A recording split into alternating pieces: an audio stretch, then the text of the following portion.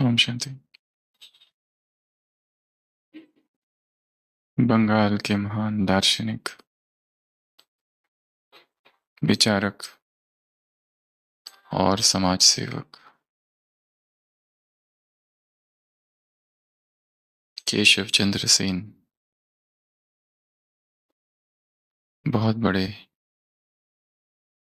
ज्ञानी, शास्त्रों को जानने वाले थे। और जब उन्होंने कभी सुना कि कलकत्ता के बाहर एक ऐसा अनपढ़ गवार पुजारी है जहां पर जिसके पास बड़े बड़े विद्वान जाने लगे हैं, केशव चंद्र ब्रह्म समाज में थे। साकार ईश्वर का रूप हो सकता है, इसे मानते नहीं थे। उन्हीं की प्रेरणा से दयानंद सरस्वती ने सत्यार्थ प्रकाश लिखा था, जो कि आर्य समाज का मुख्य ग्रंथ है। जब केशव चंद्र ये सुनते हैं कि ऐसा एक व्यक्ति है जिसके पास जरा भी तर्क नहीं है और वो इतना प्रसिद्ध हो रहा है, तो वो उस व्यक्ति से मिलने जाते हैं। और उस व्यक्ति का नाम था श्री रामकृष्ण परमहंस। मिलने कहो या तर्क करने कहो, हराने के लिए, क्योंकि केशव चंद्र बहुत बड़े तार्किक थे। बहुतों को हराया था अपनी तर्क बुद्धि से। विदेश भी जाकर आए थे। क्रिश्चियन धर्म का उन पर बहुत प्रभाव था। खबर भिजवाते हैं रामकृष्ण को कि मैं आ रहा हूं, तैयार रहना। रामकृष्ण के भक्त को बहुत चिंता होती है, अब क्या होगा। सबके सामने हार होगी, क्योंकि केशव चंद्र के साथ तो कोई जीत ही नहीं सकता। और ये क्या जीतेंगे, इनके पास तो तर्क ही नहीं है। तो जब आने का दिन होता है तो रामकृष्ण बहुत बेचैन है। बार बार जाकर देखते कि केशव चंद्र अब तक क्यों नहीं आए, अब तक क्यों नहीं आए। भक्त कहते हैं शांत बैठिए, क्योंकि जो होने वाला है बहुत भयंकर होगा। और केशव चंद्र के बहुत सारे अनुयायी भी आ जाते हैं, दक्षिणेश्वर के बहुत सारे लोग, जो कि अब तक कुछ प्रसिद्धि प्राप्त नहीं है रामकृष्ण को। उनके भी थोड़े बहुत जो भगत थे गांव के, पर सभी के मन में चिंता है, क्या होगा क्या होगा। केशव चंद्र आते हैं, आए बराबर रामकृष्ण गले लगते हैं, आओ आओ, मैं तुम्हारा इंतजार कर रहा था। वो कहता है इस प्रेम की बातों से मुझे बहलाना मत, मैं यहाँ तर्क करने आया हूँ। तुम्हारा शास्त्र जो है, तुम्हारी जो भी फिलॉसफी है, उसका खंडन करने आया हूँ। तुम ये सब क्या करते रहते हो, ये सब असत्य है जो तुम्हारे सिद्धांत है। वो दोनों बैठते हैं, तर्क चालू होता है, वाद विवाद चालू होता है। रामकृष्ण कहते हैं मेरे पास तुम्हारा कोई तर्क ही नहीं है तुम्हें देने के लिए। केशव चंद्र अपनी अपनी बातें करने लगते हैं, ईश्वर है ही नहीं, धर्म के विरोध में बहुत सारी बातें करने लगते हैं। जिसको तुम ईश्वर मानते हो, ये मूर्ति, ये पूजा, ये सब व्यर्थ है। अब रामकृष्ण के लिए इंतजार करते, आपको क्या कहना है इस बारे में। रामकृष्ण खुश होते हैं, खड़े हो जाते हैं और भगवान को धन्यवाद देते हैं, वाह वाह वाह। केशव चंद्र फिर अपने तर्क देते हैं कि तुम जो कुछ कर रहे हो सब गलत है, ऐसा कुछ नहीं होता है। ये तुम्हारे मन की विक्षिप्तता है जो तुमको ये सब दिखाई देता है। ये जो देवी से बात करते हो, ये सब भ्रम है तुम्हारा। कि रामकृष्ण फिर खड़े होते, वाह वाह वाह, बहुत अच्छा, फिर गले मिलते। क्या तर्क है। वो कहता है कि तुम्हें इन तर्क का खंडन करना है। रामकृष्ण कहते हैं मेरे पास तर्क है ही नहीं, मैं क्या खंडन करूं। फिर ऐसी कुछ तो बातें करते हैं, वाद विवाद चालू है। वो कहता है कि तुम धन्यवाद क्यों दे रहे हो। रामकृष्ण कहते हैं मैं तो उसको धन्यवाद दे रहा हूं कि उसके राज्य में ऐसी प्रतिभा मैंने आज तक नहीं देखी।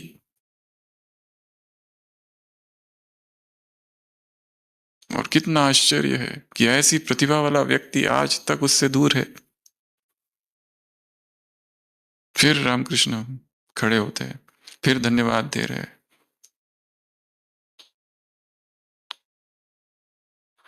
केशव चंद्र के पास तर्क है, रामकृष्ण के पास अनुभव, और अनुभव को कोई भी तर्क हिला नहीं सकता। बार बार तर्क दिए जा रहे हैं, पर जिसने ईश्वर का अनुभव कर लिया है, जिसने ईश्वर की प्रतीति कर ली है, जिसे प्रभु प्रेम का अनुभव हो रहा है, हो गया हो, उसके सामने संसार का कोई तर्क, संसार की कोई बात बाधा नहीं है। रामकृष्ण कहते हैं मेरा तो उस पर विश्वास और ही अटल हो रहा है तुम्हारी अवस्था देखकर, कि ऐसा तर्क, ऐसी प्रतिभा, ऐसा बुद्धि का निखार मैंने आज तक नहीं देखा। केशव चंद्र कहते हैं मैं तुम्हें नास्तिक बनाने आया हूं। आज तक केशव चंद्र को कोई हरा नहीं सका। उस दिन केशव चंद्र ने अपनी डायरी में रात में लिखा कि आज मेरा सामना ऐसे व्यक्ति से हुआ जो अनपढ़ है, जो गंवार है, जो बेपढ़ा लिखा है, पर पता नहीं उसके व्यक्तित्व में क्या है ऐसा कि कुछ न होते हुए भी आज मैं उसके सामने हार गया। अनुभव सबसे बड़ी सत्ता है, उसके सामने सारे तर्क पराजित हो जाते हैं, चाहे दुनिया कुछ भी कहे, क्या भी कहे। जब अनुभव हो जाता है तब आत्मा किसी दूसरे आयाम में पहुंच जाती है, चेतना के, जहां पर उसे संसार की कोई भी बात प्रभावित नहीं करती, संसार का कोई भी विरोध उसे छूता नहीं।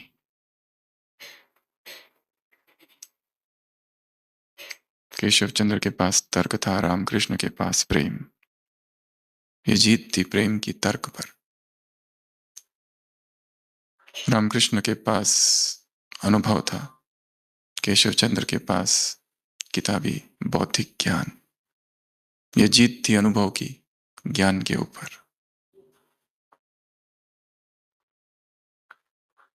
अनुभव। बाबा ने आज क्या कहा, क्या कराओ आत्माओं को अनुभव,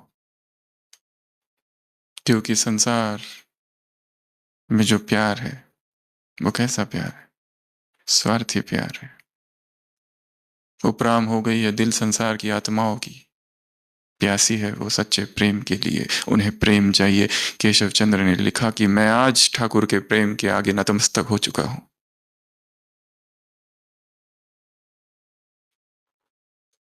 प्रेम जीत गया, और इसी की तो संसार में कमी है, और इसी की तो प्यास है, और इसी की तो भूख है। संसार में सब कुछ है, सबके पास धन संपदा, संबंध, साधन, सुख सुविधाएं, परंतु प्रेम, द मिसिंग डायमेंशन, किसी के हृदय में प्रेम ही नहीं है। उस प्रेम का तुम अनुभव कराओ।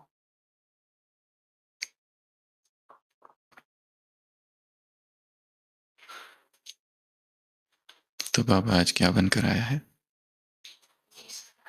स्नेह का सागर। सागर कैसा होता है, विराट, विशाल। सागर का कैसा, सागर का रूप कैसा होता है, कभी खुटता नहीं, अखूट है। सागर की लहरें निरंतर आ रही है, अतल गहराइयों में खजाने छिपे हैं, शांत है। कोई भी आ जाए, पापी, पुण्यात्मा, सबको शीतलता की और शांति की लहरों का अनुभव होता है। ऐसे तुम मास्टर सागर बनो, तो शांति के सागर, प्रेम के सागर, आनंद के सागर, सागर से उसकी तुलना की है। भगवान जब धरती पर आया पहली बार तो उसने सागर को चुना, कि मैं इसके जैसा हूं, विराट, बेहद, असीम, अनलिमिटेड, बहुत गहरा, उसका न और है न छोर। तो स्नेह के सागर किसको देख रहे हैं? स्नेही बच्चों को देख रहे हैं। 3 विशेषताएं देखी, प्रेम, सहयोग, शक्ति, और तीनों विशेषताओं को संकल्प, बोल और कर्म में दूसरों के सामने कितना प्रत्यक्ष किया है वो देख रहे हैं। जैसे बाप विश्व कल्याणकारी है, तुम विश्व कल्याणकारी हो या सेंटर कल्याणकारी? जैसे बाप विश्व सेवाधारी है, तुम स्टूडेंट्स के या क्लास के सेवाधारी हो या विश्व के? जैसे विश्व का मालिक कहा जाता है, तुम किसी महल के मालिक तो नहीं, हद में हो या बेहद में हो। हद का सहयोग है या बेहद का सहयोग है, स्वार्थ का सहयोग है या बेहद का सहयोग है। तो सबसे पहली बात जो विशेषता बाबा ने सुनाई वो है स्नेह। सच्चे सेवाधारियों के लक्षण क्या होते हैं? सच्ची सेवा क्या है? क्या कोर्स कराना सच्ची सेवा है, या सेंटर पर आना बस यहीं तक सब कुछ हो गया, ब्राह्मण बन गए, बाबा के बन गए, प्यार में चल रहे हैं, बढ़ नहीं रहे? सच्चे सेवाधारी की सबसे पहली निशानी वो क्या है? मास्टर स्नेह का सागर, स्नेह का मास्टर सागर है वो। 3 उदाहरण दिए हैं। सबसे पहला बाबा स्वयं, भगवान ने अपना ही उदाहरण दिया, जैसे मैं सागर हूं, मेरे सामने कोई भी आ जाए, ज्ञानी अज्ञानी, सबको किस बात की अनुभूति होती है? प्रेम की, सागर की लहरों की। वैसे तुम्हारे सामने भी कोई आ जाए, वही अनुभव हो उसको, प्रेम के सागर की लहरें जैसी। जैसे वो सागर है, प्रकृति का सागर, वो लौकिक सागर, वो स्थूल सागर, उसके सामने भी कोई भी आ जाए तो उसे किस बात की अनुभूति होती है? शीतलता की और शांति की अनुभूति होती है। वैसा ही तुम शांति का वायुमंडल, वैसे ही तुम प्रेम का वायुमंडल, रूहानी खुशबू प्रेम की तुम फैलाओ। कोई भी आ जाए, खाली हाथ ना जाए, कुछ ना कुछ लेकर जाए, दाता हो। क्या इतना प्रेम हमने अपने हृदय में भरा है? कितनी ऊंची ऊंची बातें, चाहे किसी ने कुछ भी किया हो, हर एक के लिए ऐसा अथाह प्रेम। तीसरा उदाहरण, संसार में प्रेम की कमी है, भूखे हैं प्रेम के, क्योंकि स्वार्थ है, प्रेम तो है ही नहीं। या तो स्वार्थ है या तो वासना है, मोह है, उसी को प्रेम कहते हैं। प्रेम तो है ही नहीं। तुम अनुभव कराओ प्रेम की, कुछ घड़ियों का भी उनको अनुभव हो जाए तो वो उनके लिए क्या हो जाएगा? जीवन का सहारा हो जाएगा। ऐसे प्रेम का अनुभव कराओ। इतना प्रेम अपने अंदर भरना है। इसलिए अमृत वेले योग में, बीज रूप स्थिति में, ये देखना कि वो प्रेम का सागर है और मुझ में समा रहा है। वो प्रेम का सूर्य है, उसकी एक एक प्रेम की किरण बीज अवस्था में मुझ आत्मा में जा रही है। सबसे ज्यादा अभ्यास बीज रूप स्थिति का ही करना है। उसका प्रेम मुझ में आ रहा है, उड़ेल रहा है वो प्रेम मुझ आत्मा में। दिखाया है, तेज बारिश हो रही है, रात के 12 बजे है। एक अत्यंत निर्धन फकीर,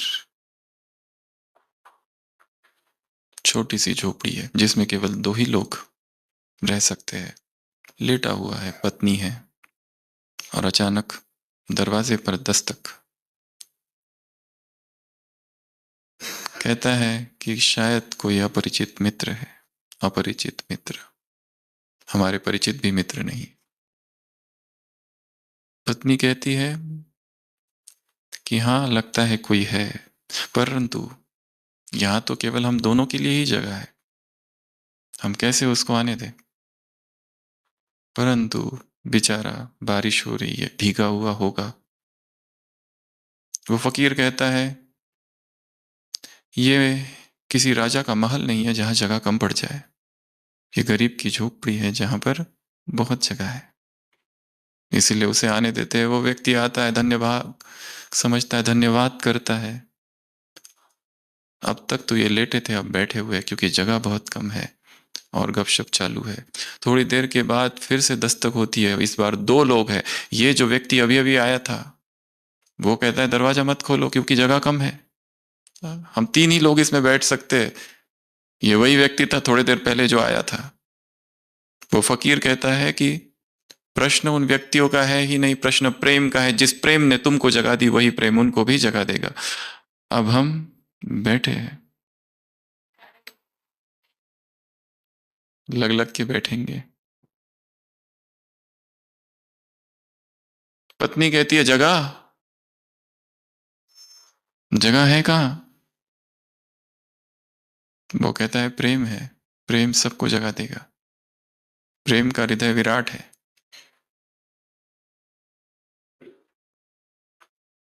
वो दो लोग अंदर आ जाते हैं, अब तो बिल्कुल भी जगह नहीं है, लग लग के बैठे हुए हैं। थोड़ी देर के बाद फिर से आवाज आती है, पर इस बार मनुष्य नहीं, एक गधा है, बेचारा भीगा हुआ है। वो जो दो लोग आए थे अभी अभी कहते हैं बिल्कुल अभी तो हम दरवाजा नहीं खोलेंगे, जगह कहाँ है? फकीर कहता है जिस प्रेम ने तुमको जगह दी वो प्रेम उसको भी जगह देगी। अगर जरूरत पड़ी तो अब हम खड़े हो जाएंगे, और भी ज्यादा जरूरत पड़ी तो मैं बाहर चला जाऊंगा, क्योंकि प्रेम है, प्रेम का भाव है, और जहां प्रेम है वहां साथियों की सारी कमी कमजोरियां अंदर समाहित हो जाती है। जहां प्रेम है वहां जगह अपने आप बन जाती है। जो भी संपर्क में आए खाली हाथ न जाए, जो भी संपर्क में आए, जो प्रेम तुम्हारे हृदय में है, तुम्हारा बाप से प्रेम है, बाप जानते हैं तुम्हारा बाप से कितना प्रेम है, परंतु अब वही प्रेम की अनुभूति दूसरों को कराओ, ताकि वो कहे ये कितनी श्रेष्ठ आत्मा है। 5 मार्च को एक स्लोगन था, प्रेम की ऐसी भरपूर गंगा बनो जो तुम्हारे द्वारा दूसरों को बाप दिखाई दे। प्रेम की ऐसी भरपूर गंगा बनो, परंतु ऐसा प्रेम हृदय में आने के लिए वो सारा घृणा, वो सारी नफरत, वो सारी ईर्ष्या अंदर से निकल जाए। कुछ दिन पहले साकार मुरली थी, अगर तुम्हारी किसी से नफरत है, घृणा है या तिरस्कार है तो डंडे खाने पड़ेंगे, पर डंडे खाने के भय से नहीं, प्रेम को लाना है। और किसी भय से प्रेम आ नहीं सकता, क्योंकि जहां प्रेम है वहां भय नहीं। हिंदी भाषा में 2 शब्द है, एक है निर्भय, एक है अभय। क्या अंतर है दोनों में? एक है निर्भय, एक है अभय। प्रेम भय के विरोध में खड़ा है निर्भय। निर्भय अर्थात प्रेम का विरोधी है, हम किसी से नहीं डरते, हम लड़ेंगे, परंतु वो भय का शीर्षासन है। एक तीसरी अवस्था है चेतना की, अभय। अभय अर्थात भय से मुक्ति, भय से पूर्ण मुक्ति हो गई है। और जब अभय होगा तभी प्रेम होगा। निर्भय में प्रेम अभी दूर है, क्योंकि निर्भय लड़ाई की अवस्था है, भय से लड़ रही है निर्भय की स्थिति।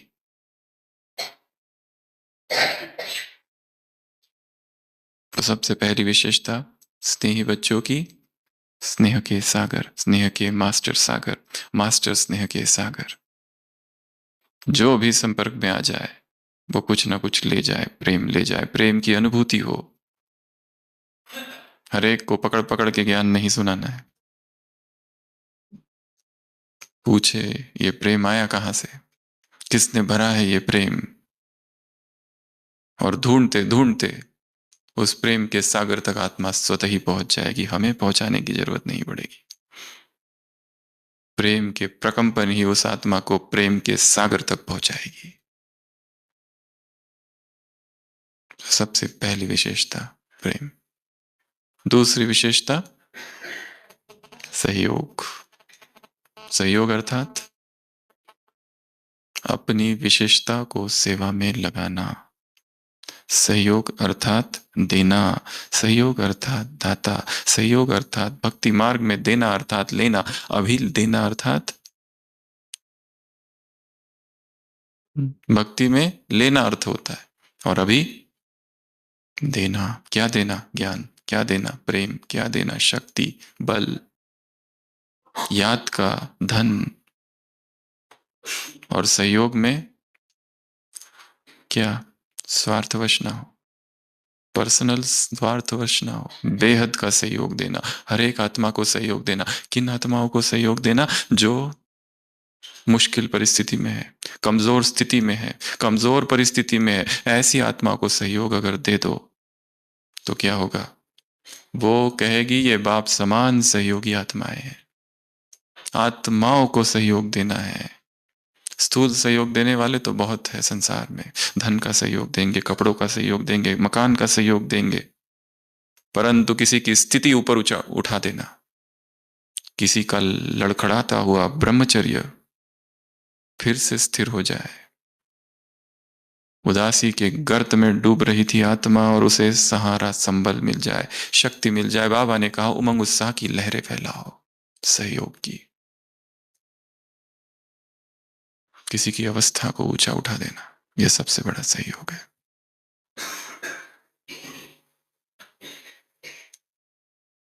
आत्माएं भटक रही है, दुखी है, अशांत है, भयभीत है, और ऐसे माहौल में उन्हें स्थूल से अधिक सूक्ष्म सहयोग की आवश्यकता है।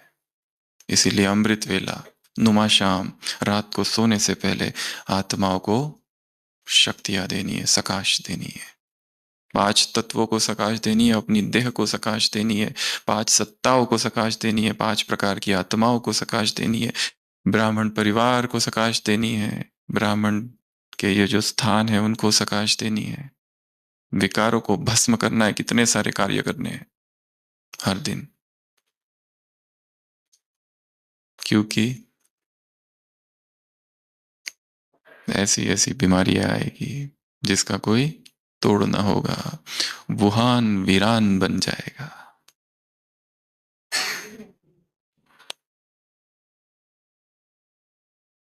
एक अमेरिकन लेखिका सिल्विया ब्राउन, जो बहुत ही कुप्रसिद्ध थी, अभी अभी 2013 में उसने शरीर छोड़ दिया, 7 साल पहले। कुप्रसिद्ध थी क्योंकि उसने इतनी भविष्यवाणियां की, इतनी भविष्यवाणियां की कि उसमें से अधिकतर झूठी निकली। इसके लिए उसके विरोधी बहुत है। पर उसने एक ऐसी किताब लिखी थी 2008 में कि उसमें एक पैराग्राफ ऐसा लिखा था कि अभी लोग उसके बारे में सोचने लगे हैं। उसने कहा था ऐसी बीमारी आएगी 2020 में जिसका कोई इलाज नहीं होगा, पर लोगों ने इसका भी विरोध किया है कि उसने ये एक पैराग्राफ पर क्यों फोकस कर रहे हो, उसने जो इतनी सारी चीजें लिखी वो तो सब झूठी निकली।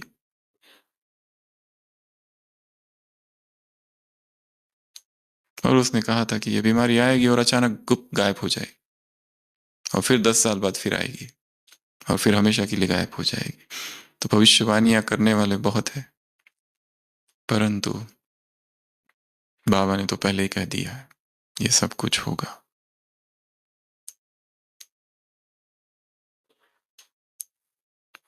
बाबा, ड्रामा, समय, ये 3 हमारे टीचर हैं। सीखना है।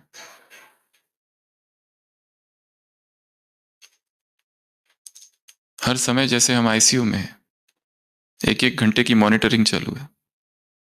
अब स्थिति कैसी है, तब स्थिति कैसी है, पल पल खबरें आ रही है, ये हुआ, वो हुआ, वो हुआ, वो हुआ। बाबा ने तो पहले ही कहा ये सब कुछ होगा। फिर भय कैसा, फिर चिंता कैसी, ये सब कुछ होगा। इन आंखों से जो कुछ देखते हो सब कुछ गारत हो जाएगा, आंखों सहित कुछ नहीं बचेगा। सहयोग देना है आत्माओं को। भयभीत है, चिंतित है, दुखी है, अशांत है, पीड़ा में है, ऐसी ऐसी बीमारियां, ऐसी ऐसी प्राकृतिक आपदाएं, ऐसे ऐसे मानसिक रोग कि कोई कुछ नहीं कर पाएगा। सत्ताएं हिल जाएगी, बड़े बड़े साम्राज्य धन के गिर जाएंगे। केवल वही जिन्होंने स्वयं को अनुशासित किया है, केवल वही योगी आत्माएं, तपस्वी आत्माएं जिन्होंने अपने शरीर को जीता है, जो स्वराज्य अधिकारी है, केवल वही आत्माएं जो संपूर्ण निर्विकारी है, केवल वही आत्माएं जो संपूर्ण ब्रह्मचारी ब्रह्माचारी है, केवल वही आत्माएं जिनकी लंबे समय से पवित्रता की धारणा चलडोल है, केवल वही आत्माएं जिन्हें लंबे समय से अशरीरीपन का अभ्यास है, केवल वही आत्माएं जो देह से संपूर्ण डिटैच्ड है, अशरीरी है, साक्षी है, उपराम है संसार से। यहां की कोई बातें उन्हें आकर्षित नहीं करती। दैहिक रिश्तों से नष्ट मोह है, नाता तोड़ दिया, विच्छिन्न कर दिए सारे संबंध, मन के सारे धागे, सारे तार टूट गए। केवल ऐसी आत्माएं संसार के लिए आधार मूर्त होगी, जो जरा भी जिसमें लगाव है, चाह है, इच्छाएं है, तृष्णाएं है, वासनाएं है, मोह है, जरा भी विकार का अंश है, वो गिर जाएगी। क्योंकि लास्ट में वही पेपर आएगा जिस तो हमारी कमजोरी है। इसलिए ये समझना, हर समय मैं कहाँ हूं? आईसीयू में। मॉनिटरिंग हो रही है 1-1 घंटे की, एक रस पल्स, एक रस ब्लड प्रेशर, ना ऊपर ना नीचे, स्थिति स्थिर हो, एक रस हो।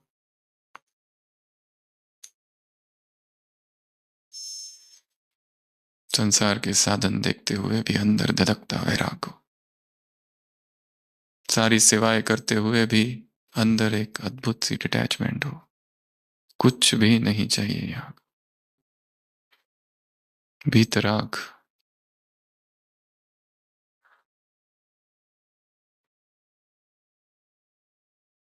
संसार के सभी कार्यकलाप करते हुए, संसार के सभी लोगों के साथ हंसते खेलते हुए, एक सेकंड में डिटैच्ड, किसी से कोई मतलब नहीं, सब कुछ करते हुए, सब जगह इन्वॉल्वमेंट होते हुए, अंदर एक वैराग की अवस्था। ये मेरा घर नहीं है, यहां से मुझे जाना है। सहयोग देना है। बाप के कितने सहयोगी बने, अब दूसरों के सहयोगी बनना है, डबल सहयोग।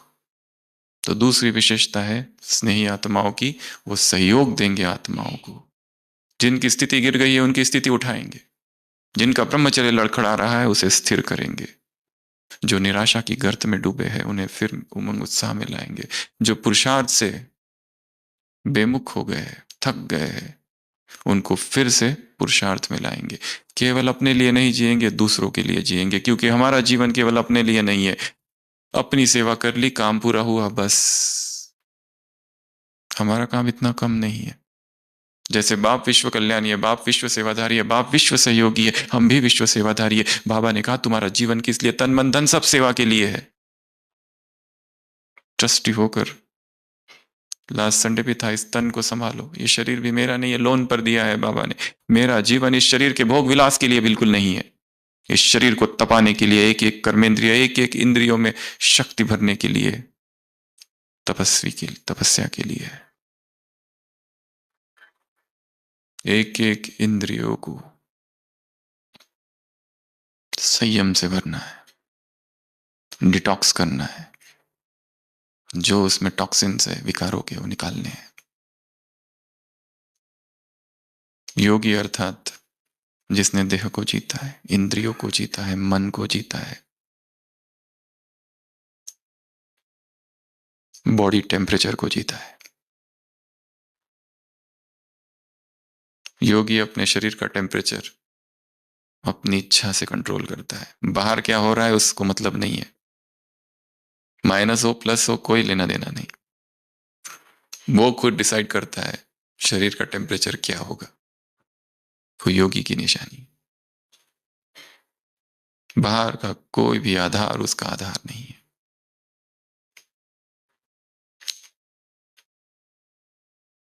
ज्ञान का कोई संबंध किसी भी बाहर की वस्तु से नहीं है। ज्ञान आंतरिक अनुभूति है, ज्ञान आंतरिक परिवर्तन है। योग का संबंध किसी गीत से नहीं, किसी संगीत से नहीं, किसी ट्रांसलाइट से नहीं, किसी सॉफ्ट म्यूजिक से नहीं, किसी स्थान से नहीं। योग का कोई संबंध संसार की किसी वस्तु से नहीं। योग अंतस की गहराई में उठने वाला प्रभु प्रेम है।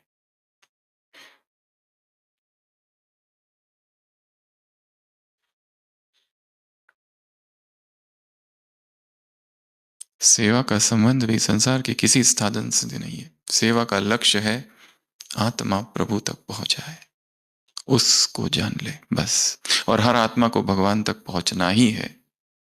एक हंसी की कहानी है। एक दुकान में एक व्यक्ति चप्पल खरीदने आता है, चप्पल खरीदता है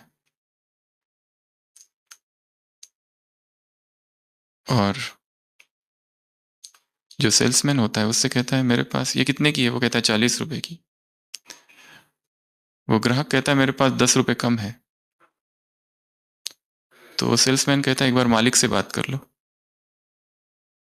तब तक मैं पैक करके लाता हूँ। वो पैक कर कर लाता है और मालिक से कहता है कि 10 रुपए कम है, बाद में दे दूंगा। मालिक ना ही कहने वाला है तो ये नौकर कहो या सेल्समैन आता है, कहता है दे दीजिए, ला के दे देगा ये। मालिक को लगता है शायद ये इसको जानता है, दे देता है। फिर पूछता है अपने कर्मचारी से, क्या तुम उसे जानते हो? वो कहते हैं ना। क्या वो कहाँ रहता है? वो कहते हैं पता नहीं, इस शहर का है वो भी नहीं पता। तो तुमने दे कैसे दिया? वो कहता है आप चिंता मत करो, वो लेकर आएगा जरूर। क्योंकि क्योंकि मैंने दोनों जूते एक ही पैर वाले दे दिए, उसे आना ही होगा। उसी तरह भगवान ने जब हमें धरती पर भेजा तो एक ही पैर के दो जूते डाल के भेजे, ताकि हर आत्मा को उस तक पहुंचना ही पड़ेगा, क्योंकि हर आत्मा उसके बिना अपूर्ण है। क्योंकि आधा भेज दिया है, चाहे जो करना है करो, कितना भोग विलास में जाना है डूबो, पर आना तुमको पैसे देने मेरे ही पास पड़ेगा। क्योंकि एक ही पैर के दो चप्पल के साथ भेज दिया है, एक जूता उसने अपने पास रखा है। और आत्मा की प्यास तब तक नहीं बुझती जब तक परमात्मा से मिलन नहीं हो जाता। जो करना है कर लो, कितने देहधारियों से प्यार करना है कर लो, आत्मा अपूर्ण ही रहेगी। आत्मा की पूर्तता प्रभु में है। दूसरा सहयोग। तीसरा शक्ति। तुम क्या बन जाओ? लाइट हाउस माइट हाउस बन जाओ। लाइट हाउस माइट हाउस बन के आत्माओं को शक्ति दो। 8 शक्तियां है, एक एक शक्ति का अनुभव दूसरों को कराओ। सहनशीलता केवल अपने लिए सीमित ना हो, हमें देखकर दूसरी आत्माओं को लगे कि इन जैसी सहनशीलता हम में आनी चाहिए। कितना अपमान हुआ परंतु इसने कुछ नहीं कहा। कहां से लाई है सहनशीलता? पूछे, शक्ति का अनुभव कराओ। संसार की आत्माओं को जबरदस्त महावाक्य है बाबा के, निर्बलता के अंधकार से शक्ति की रोशनी दो। निर्बलता के अंधकार से क्या दो? उनको शक्ति की रोशनी दो, उन्हें बल दो, साहस दो, हिम्मत दो, हिम्मत की टांग दो, उमंग उत्साह के पंख दो। उड़ ही नहीं पाती, परवश है आत्मा, पता ही नहीं उसे क्या कर रही है। यहां तक कि ज्ञानी आत्माएं भी जब परवश हो जाती है तब वो महारथी नहीं है। ज्ञानी आत्माएं भी, ब्राह्मण आत्माएं भी जब परवश हो जाती है, अधीन हो जाती है, तब शरीर ही शक्तिशाली है, मन कमजोर। विक्ट्री ऑफ मैटर और स्पिरिट हो जाता है। होना उल्टा चाहिए, पर मैटर जीत जाता है, पुरुष हार जाता है, प्रकृति जीत जाती है। जब आत्मा परवश होती है तब कुछ समझ नहीं आता है ये हो क्या रहा है। ग्रहचारी बैठ जाती है, कुछ समझ नहीं आता है क्या हो रहा है। सुबह सुबह माया एक काम करती है, सुबह सुबह बाबा एक काम करता है, आकर मुरली सुनाता है। सुबह सुबह माया भी एक काम करती है, उल्टी मुरली सुनाती है और बेहोश कर देती है। परवश कर देती है, अधीन कर देती है, कमजोर कर देती है। इसलिए हम आत्माएं कौन है? Light house, might house. Light house का प्रकाश केवल अपने लिए नहीं है, दूसरों के लिए। हम माइट हाउस है, शक्ति का घर है, शक्ति का पहाड़ है। हमें दूसरों को शक्ति देनी है। कौन सी शक्ति देनी है? शारीरिक शक्ति, बौद्धिक शक्ति, आत्मिक बल देना है। जितनी हमारी आंतरिक स्थिति श्रेष्ठ होगी, उतना ही हम दूसरों को शक्तिशाली बना सकते हैं। जितनी अंदर से एक रस स्थिति है, उतना ही दूसरों को शक्तिशाली बना सकते हैं। तो ये 3 बातें थी आज की मुरली में। सबसे पहला प्रेम, दूसरा सहयोग, सहयोग और सहयोगी दोनों शब्द बोल दिए एक जगह, तीसरा शक्ति, और चौथी एक बात मुरली में थी कि अपने में नहीं फंसाना है किसी को। कनेक्शन किसके साथ जोड़ना है? बाप के साथ। विदेश में एक कहानी है, द होली शैडो। एक व्यक्ति है, इतना उसके हृदय में प्रेम भरा हुआ है, इतना निर्विकार चेतना है कि सब उससे बहुत प्यार करते हैं, और वो भी बहुत सबसे प्यार करता है, सबकी मदद करता है। और एक बार आसमान से फरिश्ते आ जाते, कहते हैं कि हम तुम्हें कुछ देना चाहते हैं। वो कहता है मेरे पास सब कुछ है, मुझे कुछ नहीं चाहिए। वो कहते हैं नहीं, हम तुम्हें कुछ तो देंगे, तुमको लेना ही पड़ेगा। वो फरिश्ते कहते हैं क्या हम तुम्हें ऐसी शक्ति दे दे कि तुम्हारे हाथ में ऐसी उपचारक शक्ति आ जाए कि किसी भी मरीज को हाथ लगा दो तो वो ठीक हो जाए? वो कहता है नहीं, ये काम तो फरिश्तों का है, मेरा नहीं। फिर वो फरिश्ते कहते हैं क्या हम तुमको ऐसी शक्ति दे दे कि कोई जीवन से हार गया है, अपराध भाव में है, और तुम्हारे संपर्क में आते ही जीवन परिवर्तन हो जाए? वो कहता है नहीं, इससे तो वो मुझे ही अपना गुरु मान लेगा, ये कार्य तो ईश्वर पुत्रों का है। वो फरिश्ते कहते हैं कि हम तुम्हें ऐसी शक्ति दे दे कि तुम जहां से जाओ, वहां पर जो खेत है वहां हरियाली आ जाए, जो झरने हैं जो सूखे हुए, तुम जाओ और झरनों में पानी आ जाए। वो कहता है नहीं, ये काम तो प्रभु का है, मेरा नहीं है। तो क्या दे हम तुमको? वो कहता है मुझे कुछ नहीं चाहिए। फरिश्ते वापस जाते हैं, भगवान उनके कान में कुछ कहते हैं, और वो वापस आते, कहते हैं हाँ, हम तुमको एक चीज देते हैं, एक ऐसा वरदान देंगे। परंतु वो कहता है वरदान देने से पहले एक बात, एक मेरी शर्त है, जो भी वरदान दोगे वो किसी को पता ना चले कि इस वरदान की जो हो रहा है वो मेरी वजह से हो रहा है। तो फरिश्ते कहते हैं ठीक है, आज के बाद तुम जहां से चलोगे, तुम्हारी परछाई जहां गिरेगी वहां पर चमत्कार होते जाएंगे, पर किसी को ये नहीं पता चलेगा कि वो तुम्हारी परछाई है। तुम सड़क से जाओगे, वहां पर खेत है, वो उसमें हरियाली आ जाएगी। कोई बीमार है, तुम्हारी परछाई उस पर पड़ेगी, वो ठीक हो जाएगा। पर वो कहता है हाँ, पर किसी को पता ना चलना पाए कि वो मेरी वजह से हो रहा है। और लोगों ने धीरे धीरे इस व्यक्ति को तो भूल ही गए, उसके नाम को भी भूल गए, और बस एक ही याद रहा, द होली शैडो, भगवान की छाया।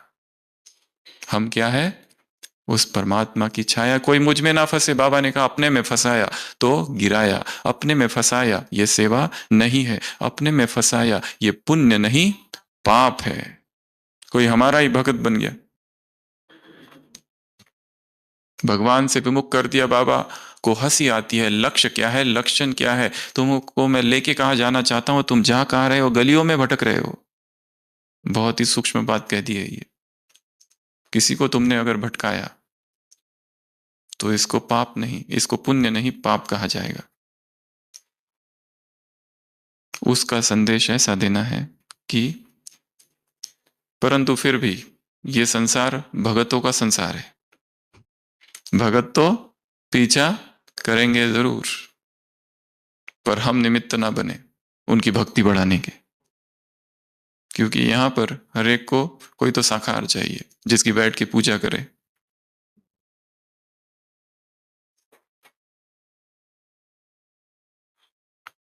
किसी व्यक्ति को सत्य मिल गया, सदियों में किसी को सत्य मिलता है, हजार खोजते हैं पर सत्य नहीं मिल पाता। एक व्यक्ति को सत्य मिल गया, और शैतान के जितने सेवाधारी थे वो भाग भाग के शैतान के पास पहुंचे, हेड ऑफ द डिपार्टमेंट उनके, कि एक व्यक्ति को धरती पर सत्य मिल गया, अब हमारा क्या होगा, हम तो नष्ट हो जाएंगे, क्योंकि उसने सत्य को जान लिया है। वो शैतान कहता है चिंता मत करो, जाओ जाकर सब जगह प्रचार कर दो कि उस व्यक्ति को सत्य मिल गया।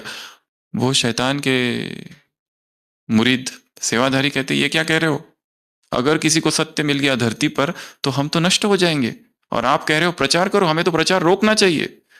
शैतान कहता है नहीं, तुम मेरी बात नहीं समझे, मेरा हजारों साल का अनुभव है। क्या? कि जब भी संसार में किसी को सत्य मिल जाता है, कोई क्राइस्ट, कोई बुद्ध, कोई महावीर को, क्या करो, प्रचार करो, तो अनुयायी उनके पीछे पीछे आ जाएंगे, शिष्य तैयार हो जाएंगे और वो सत्य को नष्ट कर देंगे। जाओ प्रचार करो, प्रचार करने लगते हैं, अनुयायी तैयार हो जाते हैं, उसी व्यक्ति को भगवान मान लेते हैं। वो जो सत्य लेकर आया था उसको भूल जाते हैं और उसी को भगवान मान लेते। महात्मा बुद्ध ने कभी नहीं कहा मैं भगवान हूं, पर बाद में 10 अवतार में 9वां अवतार तो उसी को बना दिया। महात्मा बुद्ध ने कहा किसी की भी शरण में नहीं जाना, लोगों ने कहा बुद्धम शरणम गच्छामि, अब हम तुम्हारी शरण में आ रहे। उन्होंने कहा किसी की मूर्ति नहीं बनाना, सबसे ज्यादा मूर्तियां संसार में बुद्ध की है। उसने कहा कोई मंदिर में नहीं जाना, सबसे ज्यादा मंदिर भारत के बाहर अगर देखे तो उन्हीं के, बुद्ध के मंदिर बनाए। अनुयायी बड़े खतरनाक होते हैं।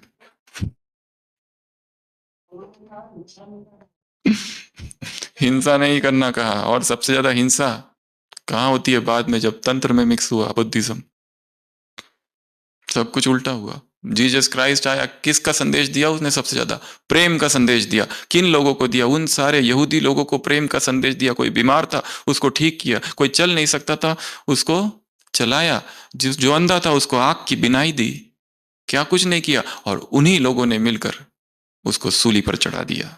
जिनको उसने प्रेम का संदेश दिया उन लोगों में इतनी क्रूरता, इतनी बर्बरता थी कि उसको सूली पर चढ़ा दिया सीधा। ऐसा ही होता है। सबसे ज्यादा विरोधी उसके होते हैं जो सत्य बोलता है एक तरफ, और दूसरी तरफ उसके अनुयायी भी। पर ज्यादा खतरा उनसे नहीं है जो विरोधी है, ज्यादा खतरा किनसे है, जो शिष्य होते हैं, जो अनुयायी होते हैं, क्योंकि वो उसको भगवान बना देते हैं। इसलिए आज की मुरली में बाबा ने कहा किसी को अपने में नहीं फंसाना, ये गलियों में भटकाना है, ये पुण्य नहीं, ये पाप है। बाप से बेमुख कर दिया है, ये सेवा है ही नहीं। कनेक्शन किस से जोड़ा है, जैसे वो द्वापर से धर्मगुरु आते हैं या तो डिवाइन फादर आते हैं, क्या करते हैं, ऊपर से नीचे लाते हैं, नीचे से ऊपर नहीं ले जाते। वो काम तुमको नहीं करना है। ये बहुत सूक्ष्म बात जो बाबा ने यहां कही। कोई भी हम में आसक्त ना हो। यदि कोई हो रहा है तो क्या करना चाहिए, किनारा कर दो। सारी दुनिया हमारे पीछे और हम उसके पीछे, कोई मतलब नहीं किसी से।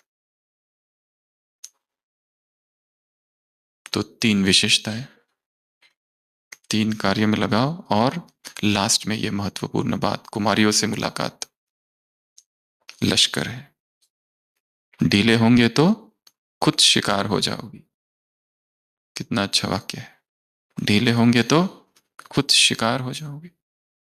माया को जीतना है, समय की रफ्तार हमारी रफ्तार से तेज ना हो। मौजों का युग है, ज्ञान की मौज, योग की मौज, प्रेम की मौज, मौजों का युग है। मौजे ही मौजे है, मौज का अनुभव करना है। संसार में कोई मौज नहीं है, उस विवाहित जीवन में कोई मौज नहीं है, वो तो नरक है, नरक, जीता जागता नरक। कुमारी अर्थात निर्बंधन, उसे कोई बंधन नहीं, जितनी सेवा करनी चाहिए कर सकती है। कुमारी अर्थात बाप की हूं, बाप के लिए हूं। कितना अच्छा वाक्य है। रोज अमृत वेले उठते ही बाबा के सामने ये वाक्य कहना है, तुम्हारा हूं, तुम्हारे लिए हूं। केवल तुम्हारे लिए हूं, किसी देहधारी के लिए नहीं हूं। तुम्हारा हूं, तुम्हारे लिए हूं। बाप दादा की नजर है कुमारियों पर। कुमारी अपने आप को जो बनाना चाहती है वो बना सकती है। कुमारी अर्थात पूज्य, कुमारी अर्थात पूज्य। चेकिंग करो अपनी, क्या चेकिंग करो कि हर कर्म पूज्य प्रमाण हो रहा है, नहीं हो रहा है तो परिवर्तन करो। कुमारी अर्थात जो 100 ब्राह्मणों की सेवा करे, अथक। कुमारी अर्थात निमित्त, और निमित्त जब होगा तो दो बातें होगी, खुशी और शक्ति का अनुभव होगा। एक एक लाइन जो कुमारियों से मुलाकात की है उसकी घंटों तक चिंतन करने जैसी है। एक एक लाइन पर घंटों घंटों चिंतन एकांत में बैठकर किया जा सकता है। पूज्य, पूज्य नहीं तो परिवर्तन करो, चेकिंग करो, हर कर्म पूज्य जैसा हो। कुमारी अर्थात भाग्य, भाग्य अर्थात मेरे जैसा कोई नहीं, कोटों में कोई। कुमारी अर्थात मौज में है जो, क्या वास्तव में मौज में है या दुख चल रहा है अंदर, या लगता है हम निर्बंधन है इसलिए मौज में है।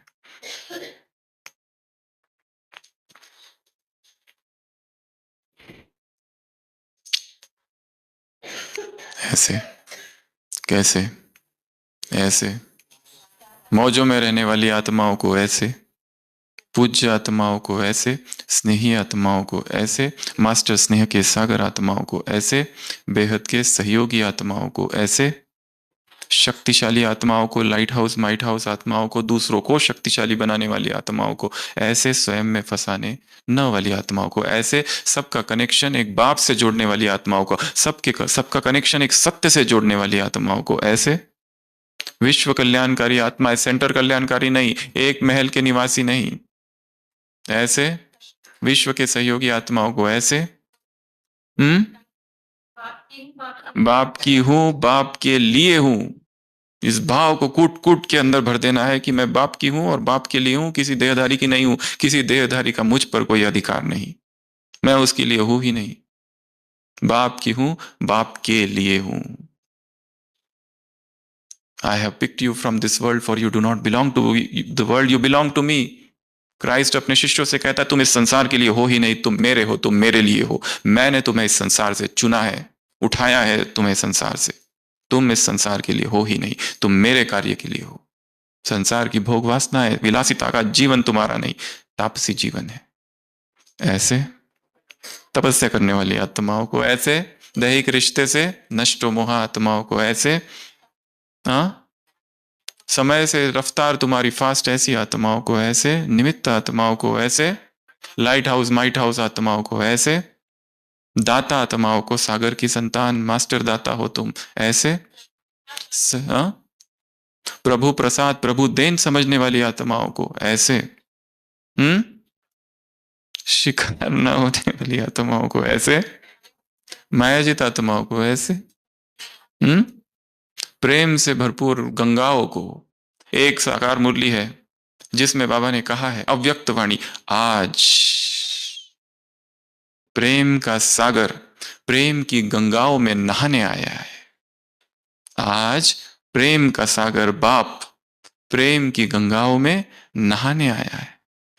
तो ऐसी प्रेम की भरपूर गंगा आत्माओं को, जिसकी हर दृष्टि से, कृति से, स्मृति से, चेहरे से, चलन से बाप की याद आए, ऐसी आत्माओं को, ऐसी स्नेह की खुशबू फैलाने वाली आत्माओं को, स्नेह का वायुमंडल निर्माण करने वाली आत्माओं को, नष्ट मोह आत्माओं को, और ऐसे ढेर सारे समान वाली आत्माओं को बाप दादा का याद प्यार, गुड नाइट और नमस्ते। हम रूहानी बच्चों की, रूहानी बाप दादा को याद प्यार, गुड नाइट और नमस्ते। ओम शांति।